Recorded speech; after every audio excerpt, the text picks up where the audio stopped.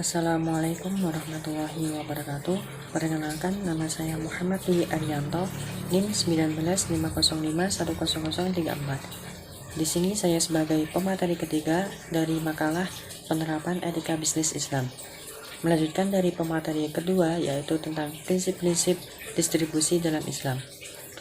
Dalam Islam sendiri, distribusi memiliki peran yang sangat penting, yaitu tidak hanya dalam aspek ekonomi, tetapi juga dalam aspek sosial dan aspek politik. Dalam Islam, distribusi memiliki 3 prinsip, yaitu pertama, prinsip keadilan dan prinsip pemerataan. Pada intinya, prinsip ini yaitu pertama, kekayaan tidak boleh dipusatkan pada sekelompok orang saja, tetapi harus menyebarkannya ke seluruh masyarakat. Yang kedua, hasil-hasil produksi yang bersumber dari nasional harus dibagi secara adil dan merata. Yang ketiga, Islam tidak mengizinkan tumbuhnya harta kekayaan yang berlebihan dan dengan cara yang tidak benar. Yang selanjutnya yaitu prinsip persaudaraan dan kasih sayang.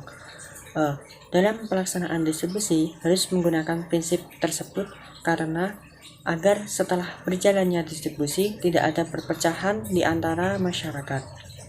Yang kedua, prinsip solidaritas dan yang ketiga prinsip solidaritas sosial.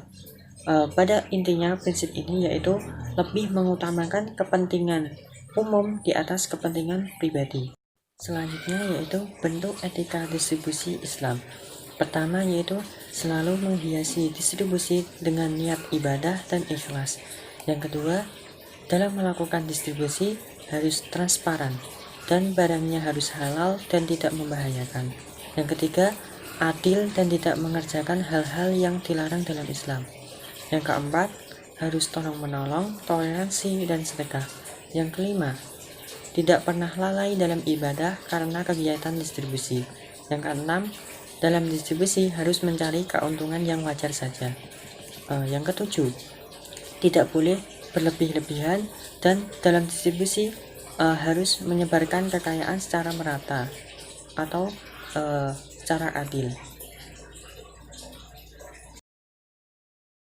Selanjutnya ialah konsumsi. Konsumsi merupakan kegiatan untuk menggunakan nilai barang atau jasa untuk memenuhi kebutuhan masing-masing individu. Dalam Islam, prinsip-prinsip konsumsi ada 5 hal, yaitu pertama, prinsip keadilan. Prinsip ini mengandung arti dalam melakukan kegiatan konsumsi harus proporsional sesuai individu masing-masing. Yang kedua, prinsip kebersihan. Dalam prinsip ini yaitu dalam mengonsumsi harus memperhatikan halal dan haramnya barang. Yang kedua, prinsip kesederhanaan, yaitu dalam melakukan konsumsi Islam melarang untuk berlebih-lebihan. Yang ketiga, yang keempat, prinsip kemurahan hati. Maksudnya yaitu dalam melakukan konsumsi kita harus memperhatikan orang-orang di sekeliling kita. Artinya jika mereka lebih membutuhkan maka kita harus memberikannya kepada orang itu. Yang kelima, prinsip moralitas. Prinsip ini mengandung arti bahwa dalam melakukan konsumsi harus sesuai dengan ajaran-ajaran Islam. Selanjutnya, etika bisnis dalam konsumsi. Nah, dalam melakukan konsumsi harus memperhatikan etika-etika, yaitu pertama, harus sederhana tapi efektif dan efisien. Yang kedua, memperhatikan halal dan haramnya. Yang ketiga, tidak kikir, tidak mubazir dan boros. Yang keempat, selalu bersyukur kepada Allah Subhanahu wa taala dan memperhatikan hak-hak orang lain. Materi yang selanjutnya yaitu tentang isu-isu kontroversial dalam bisnis dan ekonomi Islam. Dapat dipastikan bahwa isu-isu tersebut muncul karena bentroknya nilai-nilai etika dalam bisnis ekonomi tersebut. Hal itu terjadi baik antara individu dengan individu, antar kelompok, antar organisasi, atau antar bisnis itu sendiri. Hal itu dapat terjadi karena kurangnya rasa kebersamaan etnis intensitas atau istilah yang digunakan untuk menggambarkan pentingnya kebersamaan suatu etika di mata individu, kelompok kerja, organisasi, maupun antar bisnis.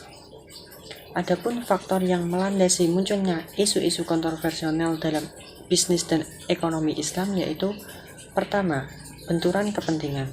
Yang dimaksud di sini yaitu benturan antara kepentingan pribadi seorang individu dengan tujuan dari bisnis itu sendiri.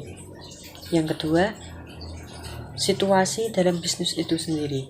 Maksudnya yaitu dalam bisnis tersebut seringkali etika tergeser dengan tujuan bisnis, yaitu untuk meraih keuntungan yang besar tanpa memperdulikan etika bisnis sama sekali.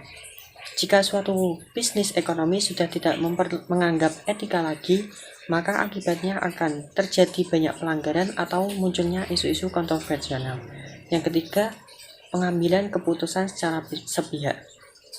Setiap pemimpin pasti memiliki peran yang penting bagi membentuk suatu budaya kegiatan bisnis ekonomi.